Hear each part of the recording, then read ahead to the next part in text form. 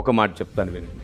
మేము సిలువ పైన మరణించిన క్రీస్తును కాదు ఆరాధిస్తుంది, పునరుద్ధానుడై లేచిన క్రీస్తును మేము ఆరాధిస్తున్నాం. సిలువపై వేలాడిన క్రీస్తును, సిలువపై మరణించిన క్రీస్తునేమో ప్రకటిస్తున్నాం, పునరుద్ధానుడై లేచిన క్రీస్తును మేము నమ్ముతున్నాం. ఆయన పునరుద్ధానుడు అవ్వకపోయి ఉంటే మేము నమ్మడం కుదిరేది కాదు, ఆరాధించడం పూజించడం కుదిరేది కాదు. ఆయన పునరుద్ధానుడై లేచాడు కాబట్టి మేము ఆరాధిస్తాం. బైబిల్లో కూడా ఈ మాట చాలా స్పష్టంగా రాయబడింది. మేము సిలువ వేయబడిన క్రీస్తును ప్రకటిస్తున్నాం. ఎందుకంటే క్రీస్తు వస్తాడని, సిలువ వేయబడతాడని ప్రపంచ ప్రామాణిక గ్రంథాలన్నింటిలో అక్కడక్కడ ఆయన తన గుర్తులను చాలా స్పష్టంగా రాయించుకున్నాడు. యేసు క్రీస్తు అనే పేరు దొరకట్లేదు, వెతికినా అని చెప్పి ఎద్దేవా చేస్తున్నారు. ముందు పోలికలు చూడండి, అప్పుడు ఆయన దొరుకుతాడు. అదే కదా జ్ఞానానికి ఉన్నటువంటి ప్రత్యేకత, విధేయతకు శిష్యత్వానికి ఉన్న ప్రత్యేకతే అది.